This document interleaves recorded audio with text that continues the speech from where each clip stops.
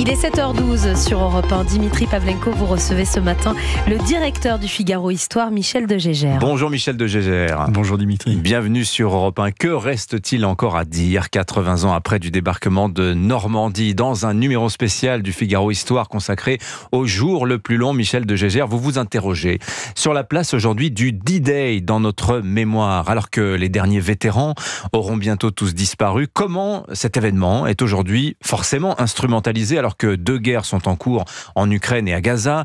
Est-ce qu'on fait encore la guerre aujourd'hui comme en 1944? Est-ce que ce qui était acceptable hier l'est encore? Toutes ces questions, on va se les poser ensemble. Je voudrais d'abord vous demander ce que vous avez vu hier, lors notamment de la cérémonie internationale qui a fait suite à d'importantes reconstitutions du débarquement. On a vu des soldats descendre les pieds dans l'eau jusqu'à la plage, en début de journée notamment. J'ai trouvé que dans l'ensemble, c'était assez beau et assez digne. Bon, il y avait un petit côté festival de Cannes sur les ruines, dans l'arrivée des dirigeants sur un tapis rouge et les grandes embrassades des grands de ce monde. Un petit côté carnaval avec les reconstitueurs qui se baladent en uniforme, etc., devant des retraités avec des petits drapeaux. Mais dans l'ensemble, j'ai trouvé que le discours d'Emmanuel Macron était de bonne qualité et que l'ensemble de la reconstitution avait de l'allure. Mais quelle place ce débarquement de Normandie, parce qu'il y a eu d'autres débarquements quand même pendant la Seconde Guerre mondiale, mais celui-ci occulte tous les autres, c'est un peu l'arbre qui cache la forêt de la guerre. Quelle place le D-Day occupe-t-il selon vous dans la mémoire nationale? Pourquoi cet événement nous fascine-t-il autant? C'est la plus grande opération militaire peut-être de tous les temps, dans la plus grande des guerres que l'Europe ait connue, donc en même temps c'est le début de la libération de notre territoire après une occupation particulièrement cruelle, donc c'est tout à fait normal qu'il occupe une place immense. Maintenant, c'est vrai que ce qui nous guette, c'est peut-être un peu une hypertrophie de la mémoire, c'est-à-dire que l'histoire de la Deuxième Guerre mondiale nous habite d'une façon normale et légitime, mais on finit par tout analyser comme si toute situation nouvelle devait être une reproduction de la Deuxième Guerre mondiale. Vous voyez, par exemple, il y a cette espèce de syndrome de Munich, où dès qu'on est devant une crise internationale, il y a l'angoisse de tout le monde de ne pas reproduire les erreurs de Munich, l'idée que toute guerre est un grand affrontement du bien et du mal, le nazisme ayant incarné le mal absolu. On a l'impression que tous nos adversaires sont destinés à être assimilés à ce passé avec le bien, nous, face au mal les autres. Rappelez-vous la guerre du Golfe, Saddam Hussein c'était Hitler, ensuite nous avons eu Milosevic qui était Hitler, puis nous avons eu Assad qui était Hitler, maintenant nous avons Poutine qui est Hitler, et demain nous aurons peut-être, si la Chine envahit Taïwan, on nous dira que Xi Jinping est Hitler.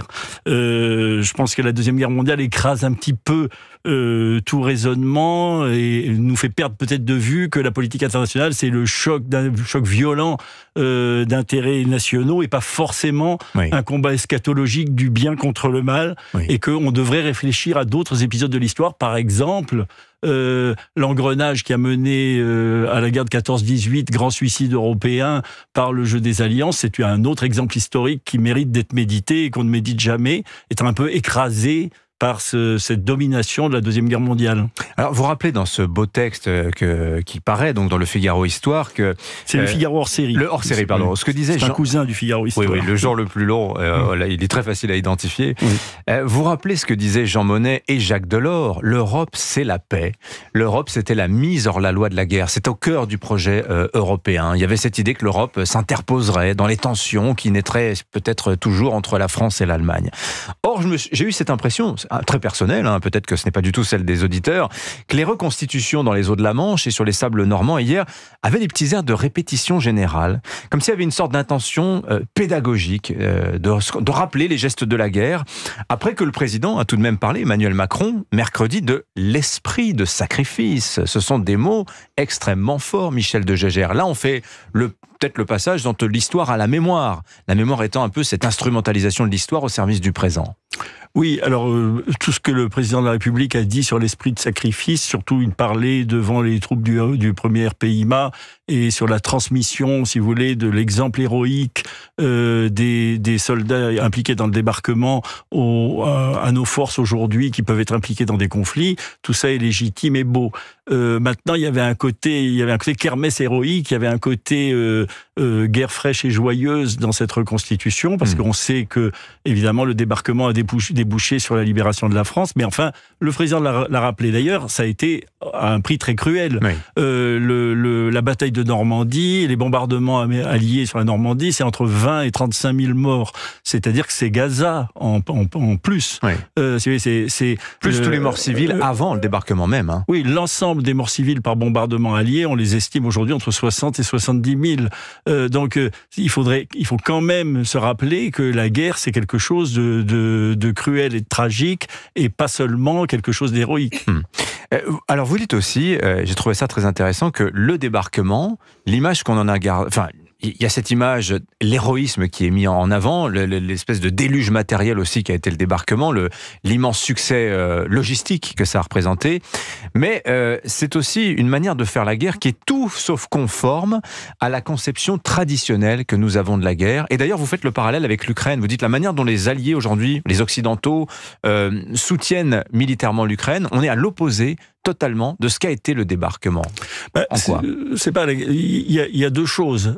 C'est bien que la guerre moderne a un peu fait pulvériser les catégories de la guerre juste, puisque si vous voulez, la pensée occidentale a développé une théorie de la guerre juste, comme quoi la guerre était légitime quand les intérêts vitaux d'un pays, ses ressortissants, son territoire étaient menacés, et la réponse devait être les chances de succès pour qu'une guerre soit légitime devaient être raisonnables, et la proportion entre les pertes et les destructions que l'on allait faire et le gain qu'on allait en tirer devait être acceptable. C'est évident que la guerre moderne, avec les bombardements de masse, etc., a pulvérisé toutes ces catégories. Maintenant, et ce qui fait que d'ailleurs la question pour le débarquement s'est posée.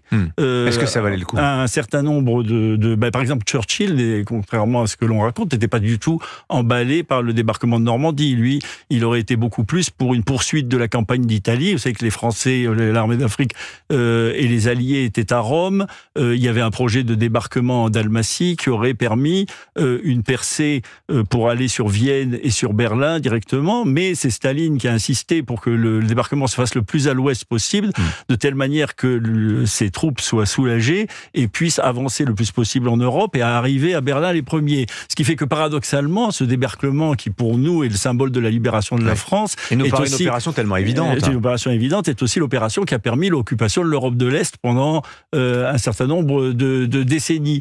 Donc si vous voulez, quand le président de la République dit il faut garder la leçon du débarquement, Poutine aujourd'hui trahit l'esprit du débarquement. Enfin, le débarquement, c'est le débarquement d'une armée alliée qui est alliée à Staline, qui lui-même a envahi la Pologne, a envahi la Finlande, a envahi les Pays-Bas, a affamé l'Ukraine, a installé un régime totalitaire, un régime de terreur. Et on s'est allié avec lui parce que c'était nécessaire pour vaincre Hitler.